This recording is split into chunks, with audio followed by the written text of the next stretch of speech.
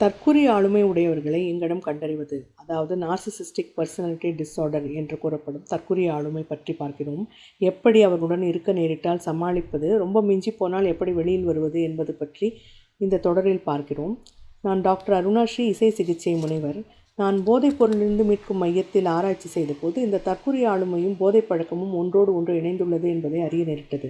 அதனால் இந்த உளவியல் சிக்கல் பற்றி நிறைய படித்தும் ஆராய்ந்தும் சேர்த்த தகவல்களை இங்கு உங்களுடன் பகிர்ந்து கொள்கிறேன்.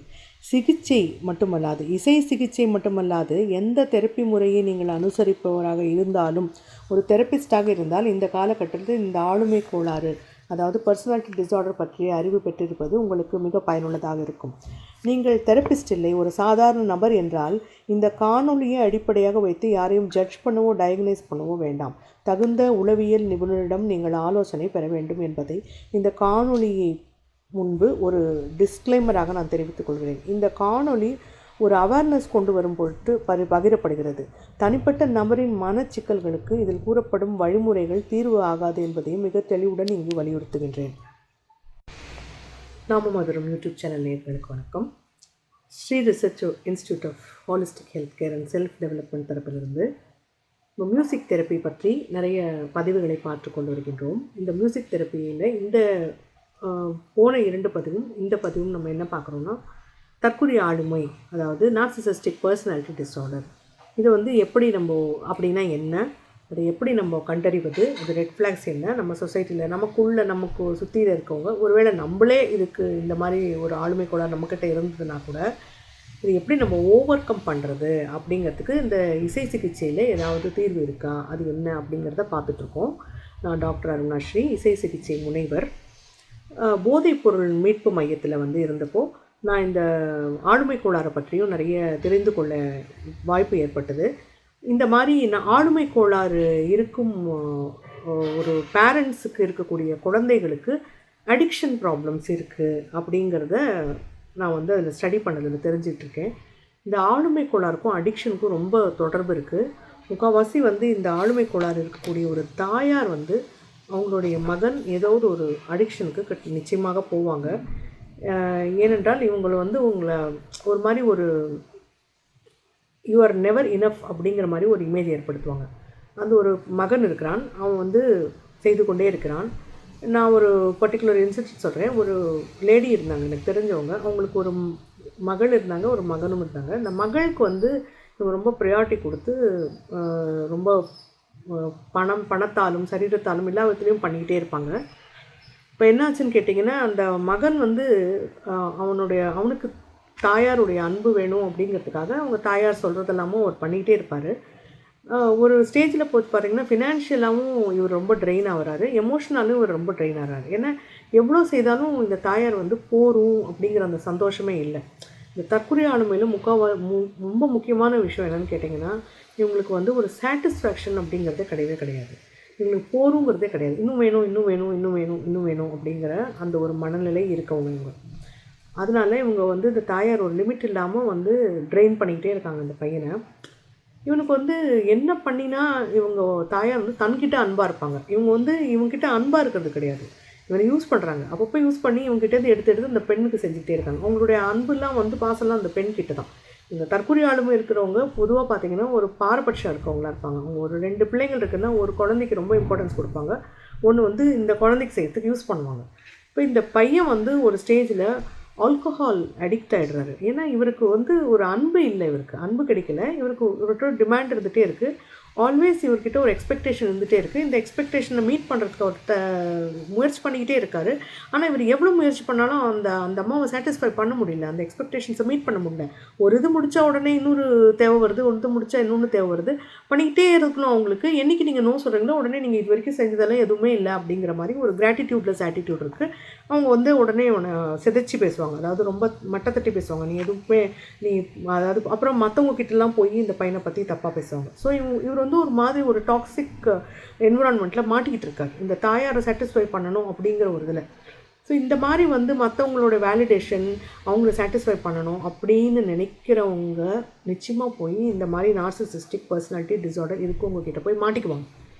மாட்டிக்கிட்டு வெளியே வர தெரியாமல் முயற்சி இது பண்ணுவாங்க. அதுவும் அவங்க சொந்த தாயார் இல்லை சொந்த சகோதரி இல்லை அவங்களுடைய இல்லை லைஃப் பார்ட்னர் கூட நீங்கள் டைவர்ஸ் பண்ணிட்டு விட்டுட்டு வந்துடலாம். சொந்த தாயாருங்கிற போது இந்த பிள்ளைங்க ரொம்ப மாட்டிக்குவாங்க. ஸோ நான் பார்த்த வரைக்கும் இந்த அடிக்ஷன்ஸில் இருக்கவங்க நிறைய பேருக்கு வந்து அவங்களோட தாயார் தான் அவங்களுக்கு டாக்ஸிக் பர்சன். அவங்களால தான் இவங்க வந்து அடிக்ஷனுக்கு வராங்க. அவங்க தான் இவங்களோட அடிக்ஷனுக்கு தூண்டுதல், அவங்க தான் இவங்க அடிக்ஷனுக்கு சப்போர்ட்.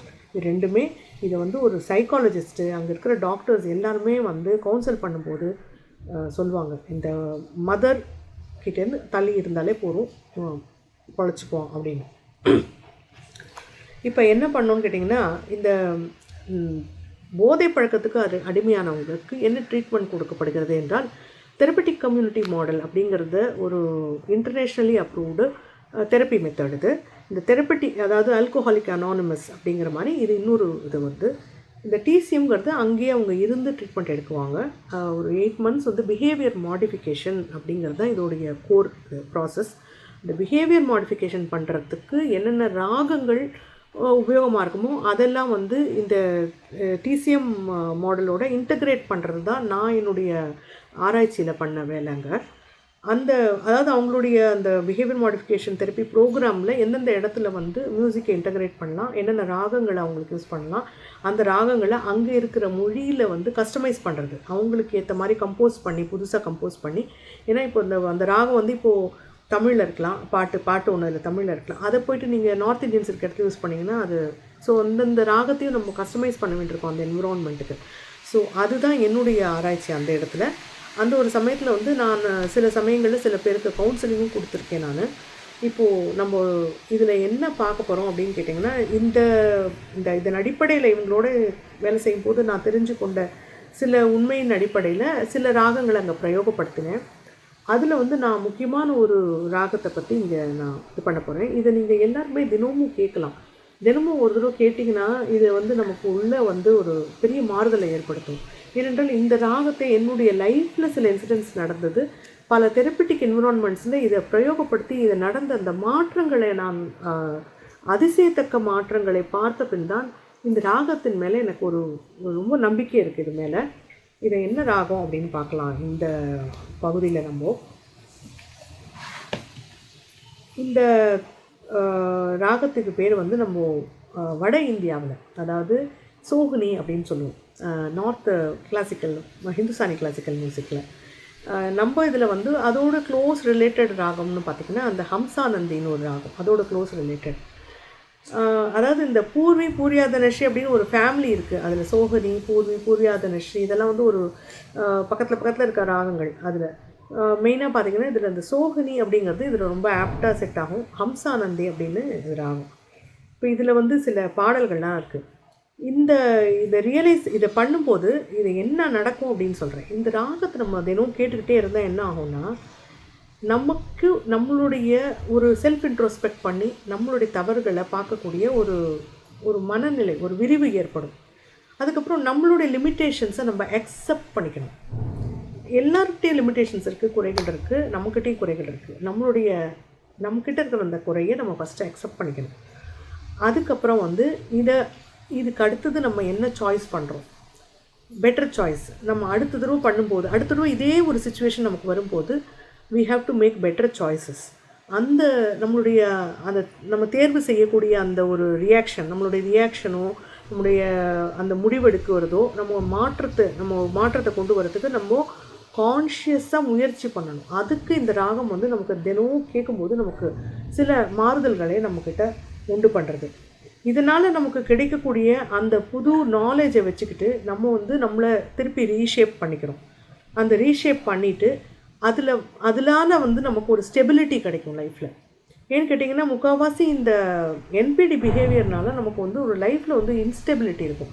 அவங்களே பார்த்திங்கன்னா எப்போ பாரு ஒரு கயாஸில் இருப்பாங்க மன அளவில். அவங்க வந்து பிஹேவியரும் அவங்களுக்கு ஒரு கயாஸ்லேயே இருக்கும். அந்த கயாஸ் அவங்க அடுத்தவங்க லைஃப்லேயே எக்ஸ்டெண்ட் பண்ணுவாங்க. ஸோ இப்போ நம்ம அவங்கன்னு சொல்கிறத விட இப்போது நம்மளையே நம்ம பார்த்துக்கிட்டோம்னா இந்த விஷயத்தில் நம்ம ஒரு சயின்ஸில் ஒரு சிஸ்டம் சொல்லுவாங்க, ஃபீட்பேக்குன்னு சொல்லுவாங்க. எந்த ஒரு சிஸ்டமுக்கும் ஒரு ஃபீட்பேக் இல்லைன்னா அது இன்ஸ்டேபிள் ஆகிடும்னு சொல்லுவாங்க. ஸோ ஒரு சிஸ்டம் இருக்குன்னா அது வந்து அதோட அவுட்புட் இருக்கு இல்லையா, அதோட அவுட்புட்டில் ஒரு போர்ஷனை எடுத்து சாம்பிள் பண்ணி அந்த சாம்பிளை வச்சு அதை ஒரு ஃபீட்பேக் கொடுப்பாங்க. அந்த ஃபீட்பேக்கை வச்சா அந்த சிஸ்டம் ஸ்டேபிள் ஆகிடும் அப்படிங்கிறது ஒரு எலக்ட்ரானிக்ஸில் ஒரு தியரி.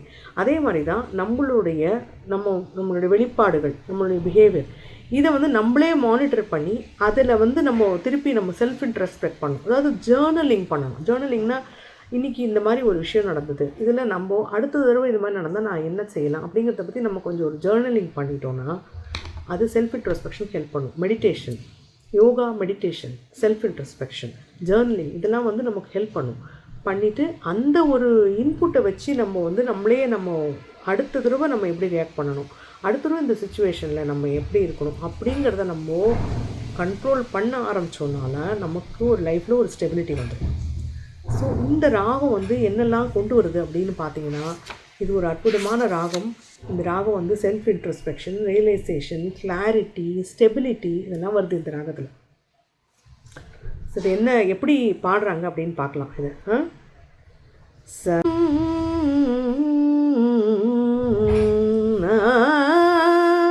இப்போது ரொம்ப காமன் ஆடியன்ஸ் இருக்காங்கன்னா, நாங்கள் தெரப்பியில் கூட ஃபஸ்ட்டு சினிமா பாடல்களை யூஸ் பண்ணலாம். ஆனால் வந்து அதுக்குள்ளேயே போயிடக்கூடாது. உண்மையான கிளாசிக்கல் மியூசிக் பாடல்கள், அதுக்கப்புறம் ஒரு ஸ்லோகங்கள், இந்த மாதிரி விஷயங்கள் தான் தெரப்பட்டிக்கு யூஸ் ஆகும், அதிகமாக யூஸ் ஆகும். சினிமா பாடல்கள் நிறைய மிக்சிங் இருக்கும், அதனால் அது ரொம்ப தெரப்பிக்கு அதை யூஸ் பண்ணுறது அவ்வளோ ஐடியல் கிடையாது. பட் ஸ்டில் நீங்கள் ஒரு ஐடென்டிஃபிகேஷன் பண்ணுங்கிறதுக்காக நான் வந்து ராஜபார்வை அப்படிங்கிற ஒரு படத்தில் ராகதீபம் ஏற்றும் நேரம் அப்படின்னு ஒரு பாடல் வரும். இது இந்த ராகத்தில் இருக்குது. சகமதனி சானிதம கமத கமகரே ச கமத கமகரே கமகரே கமத. இது வந்து 2 மத்தியமும் வரும், அதாவது சுத்த மத்தியமும் பிரதி மத்தியமும் 2ம் வரும். இதில் இந்த 2 மத்தியமும் வரதுனால இந்த ராகத்தை வந்து நம்ம சந்தி பிரகாஷ் ராகம்னு சொல்லுவாங்க. அதாவது காலையும் இரவும் சேரும் நேரம், இரவும் காலையும் சேரும் நேரம் அப்படின்னு சொல்லிட்டு அர்லி மார்னிங் அந்த சந்தி நேரத்தில் பாடக்கூடிய ராகங்கள் இது. இந்த சந்தி நேரத்தில் பாடக்கூடிய ராகங்கள்னால இது வந்து ஒரு சந்தி காலத்தில் நம்ம மெடிடேஷனும் பண்ணணும். பார்த்திங்கனாக்கா இந்த இரவும் காலையும் நண்பகலில் ஒரு காலையில் வந்து இரவும் காலையும் சேரக்கூடிய அந்த பிரம்ம முகூர்த்தத்தில் மெடிடேஷன் பண்ணணும் அப்படின்னு சொல்லுவாங்க. ஸோ அது மாதிரி மாலையில் மெடிடேஷன் பண்ணணும். இது வந்து ஒரு ஐடியல் ராகம். அந்த நேரத்தில் கொஞ்சம் நேரம் கேட்கலாம். இல்லை ஒரு சின்ன பஜனையோ இல்லை ஒரு பாடலோ ஏதோ ஒன்று வந்து நீங்கள் கேட்கலாம். உங்களால் பாட முடிஞ்சதை நீங்கள் பாடினீங்கனாலும் அது அந்த வைப்ரேஷன் நமக்கு அதிகமாக வரும். கேட்டாலே நம்ம உடம்புல வைப்ரேஷன் போகும், பாடினா இன்னும் அதோடைய எஃபெக்ட் வரும். இதில் வந்து நான் தமிழில் இருக்கக்கூடிய ஒரு ஃபேமஸ் கிருதி என்னன்னு கேட்டேன். மாமையில் ஏறி நிவ மகானுபவ மாமையில் ஏறி நிவ தாமதம் ஏனோ திருப்புகழ் தேனோ ஷமள மருவோனே எந்தன் ஸ்ரீமக நே மாமய ஏறி நீவ. ஹிந்துஸ்தானியில் மாயிரி சோகனாயே சப கோயி கரதனந்த பசாயிலே ग्वालन करत लड़ाई सब कोई देतन मायरी. ஒரு பஜனை பாடுறதுல बीत गए दिन भजन बिना रे बीत गए दिन भजन बिना रे पार उतर गए संत जना रे बीत गए दिन भजन बिना रे बाल अवस्था खेल गवायो बाल अवस्था खेल गवायो, बाल अवस्था खेल गवायो, जब जवानी तब मान गनाया, बीत गए दिन भजन बिना रे. அதாவது இந்த பஜனையில் உள்ள வார்த்தைகளும் வந்து அந்த ஒரு இதில் தான் இருக்குது. இந்த நாளெல்லாம் போயிடுத்து, பஜனை பண்ணாமல் வேஸ்ட்டாக போயிடுத்து, நான் வந்து இறைவனை நினைக்காமல் இந்த பொழுதை வேஸ்ட் பண்ணிவிட்டேன் அப்படின்னு அவர் செல்ஃப் இன்ட்ரோஸ்பெக்ட் பண்ணுறார். பண்ணிவிட்டு இளமை காலம்லாம் வந்து விளையாடி போயிடுது, அப்புறம் ஒரு யௌவன காலமெல்லாம் வந்து லவ் அஃபேரு அது இதில் போயிடுது. அதனால் கடைசி காலத்தில் வந்து நமக்கு வந்து இப்போயாவது நம்ம ஃபோக்கஸ் பண்ணணும்னு உட்காரும்போது அப்போ நிறைய உடல் உபாதைகள் நம்மளை ஸ்ட்ரெயிட்டாக உட்காரவே முடியாது ரொம்ப நேரம். ஸோ இந்த மாதிரி வந்து ஒரு செல்ஃப் இன்ட்ரோஸ்பெக்ட் பண்ணி அவர் வந்து தன்னை மாற்றிக்க, இதுதான் அந்த இதோடது. இந்த ராகத்தை வந்து நம்ம கேட்கலாம், நிறைய கேட்கலாம். ஆனால் வந்து ஒரு ராகத்துக்கு நான் முன்னாடியே சொல்லியிருக்கேன் மியூசிக் தெரப்பியில், இது நம்ம கச்சேரியில் எப்படி ப்ரொடியூஸ் பண்ணுறோங்கிறதுக்கும் அதோட தெரப்பிட்டிக் பெனிஃபிட்ஸ் வரணும்னா ஒரு மந்திர ஸ்வரூபமாக அதை நம்ம திரும்பி திரும்பி சொன்னோனாலே அந்த ராகத்தோட பலன் நமக்கு கிடச்சிரும்.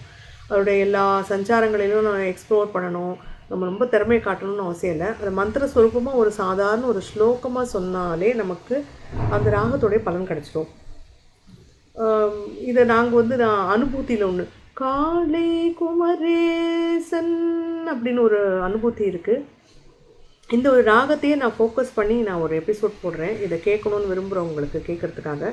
இப்போ இந்த ஒரு பகுதியில் வந்து நம்ம பார்த்தோம், நம்ம இதாவது வந்து இந்த என்பிடிக்கு இப்படி கூட ஒரு தீர்வு இருக்குது அப்படின்னு சொல்லிட்டு. ஆனால் தீர்வுங்கிறது எப்போ வரும்னு கேட்டிங்கன்னா, நாம் முயற்சி எடுக்கணும்.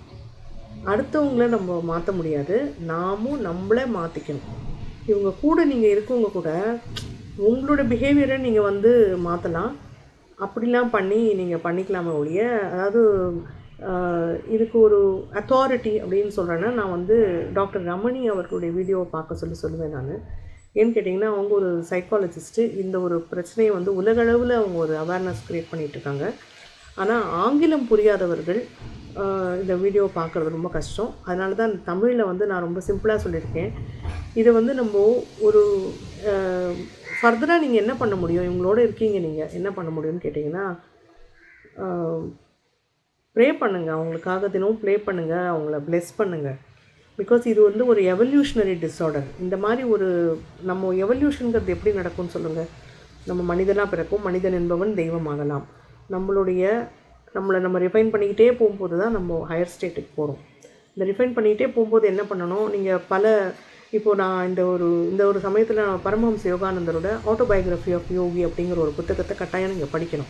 அதில் வந்து யுக்தேஸ்வர் வந்து பரமஹம்ச யோகானந்தரை எப்படி கண்டித்து, எப்படி ரொம்ப ஒரு கண்டிப்பான ஆசானாக இருந்து எப்படி அவருடைய தவறுகளை சுட்டி காட்டி அவரை வெளியே கொண்டு வரார் அப்படிங்கிறத அவர் ஒரு எபிசோட் இதில் சொல்லியிருப்பார்.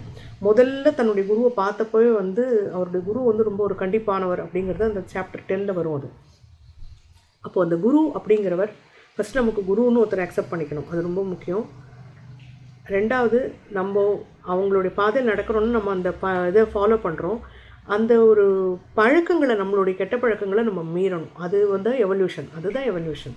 அப்போ தான் நம்மளோட பிஹேவியர் நம்ம மாற்றிக்கிறது தான். ஸோ இது வந்து ஒரு எவல்யூஷனரி டிஸார்டர்னே சொல்லிடலாம், இந்த பர்சனாலிட்டி டிஸார்டர்.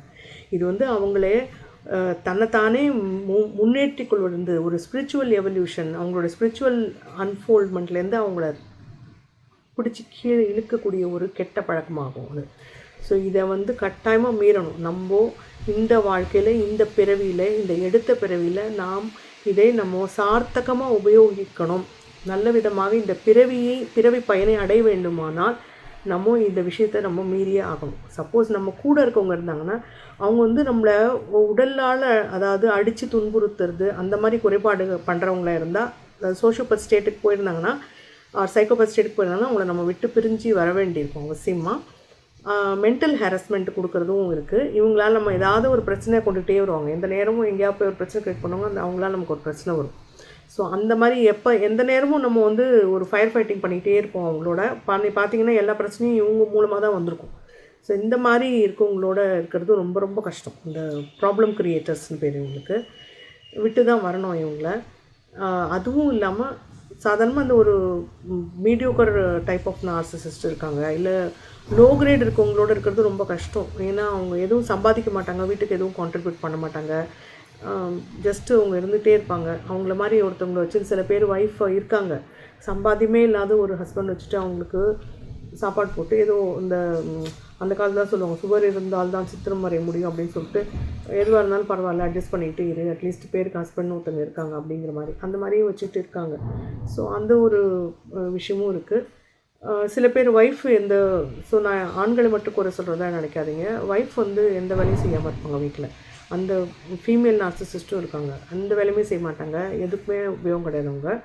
பட் எஸ், அவங்களுக்கு வந்து நம்ம எல்லாம் கொடுத்துடணும், ப்ரொவைட் பண்ணிடணும் அவங்களுக்கு. ப்ரொவைட் பண்ண அது ஒரு ரைட் மாதிரி, அது ஒரு என்ன சொல்கிறது, அவங்க வந்து அவங்களுக்கு ஏதாவது அக்னாலேஜ்மெண்ட் கொடுத்துட்டே இருக்கணும். அது வந்து அவங்க ஒரு ரைட் மாதிரி கேட்பாங்க, எல்லாமே அவங்களுக்கு கிடச்சிட்டே இருக்கணும், ஆனால் எதுவுமே கான்ட்ரிபியூட் பண்ண மாட்டாங்க அவங்க. ஸோ இது ஒரு விதமான கேரக்டர் இது. ஸோ மதர் நம்ம முன்னாடி சொன்ன மதரும் இருக்காங்க, அந்த மாதிரி ஒய்ஃபும் இருக்காங்க, அந்த மாதிரி ஹஸ்பண்டும் இருக்காங்க. யார் எப்படி இருக்காங்களோ நம்ம ரொம்ப முக்கியமான பண்ண வேண்டியது என்னென்னா, இவங்களுக்காக நம்ம ப்ரேயர் பண்ணுறது தான். உங்களுக்கு ப்ளெஸ் பண்ணுங்கள், ப்ரே பண்ணுங்கள். நீங்கள் உங்களை ப்ரொடெக்ட் பண்ணிக்கோங்க. நீங்கள் அவசியம் உங்கள்கிட்ட டிஸ்டன்ஸ் மெயின்டைன் பண்ணி தான் ஆகணும். ஆனால் இவங்களை ப்ளெஸ் பண்ணுங்கள், ப்ரே பண்ணுங்கள். ஏன்னா உங்களை விட்டால் யார், அவங்கள க்ளோஸில் தெரிஞ்சு அவங்களுக்கு பிரச்சனைகள் தெரிஞ்சு அவங்கள விட்டால் அவங்களுக்காக யார் ப்ரேயர் பண்ணுவாங்க? ஸோ ரொம்ப முக்கியம் இவங்களுக்கு. உங்களால் எதுவுமே முடியலன்னா ஜஸ்ட்டு காலையில் எழுந்து அர்லி மார்னிங் உட்காந்து இவங்களுக்கு ஒரு பிளெஸ்ஸிங்ஸ் சொல்லிடுங்க. இல்லைன்னா அந்த சில வீடியோக்கள் நான் பார்த்தேன், அதில் வந்து அந்த போகணும் அப்படின்னு சொல்லிட்டு ஒரு டெக்னிக் சொல்கிறாங்க. இந்த டெக்னிக்கும் நீங்கள் அவங்கக்கிட்ட யூஸ் பண்ணலாம். அதாவது I am sorry, please forgive me, thank you, I love you அப்படின்னு அந்த இதை திரும்பி சொல்கிறது. இதையும் அவங்கக்கிட்ட நீங்கள் உபயோகிக்கலாம். இது வந்து ரொம்ப ஒரு ப்ரொஃபவுண்ட் டெக்னிக் இது. பட் அதை எப்படி செய்யணும், என்ன செய்யணும்னு சில பேர் வந்து ரொம்ப விரிவாக வீடியோ போட்டிருக்காங்க, அதை போய் பாருங்கள். அது ப்ராக்டிக்கலாக அதை இம்ப்ளிமெண்ட் பண்ணும்போது உங்களுக்கு நிறைய சவால்கள் வரும்.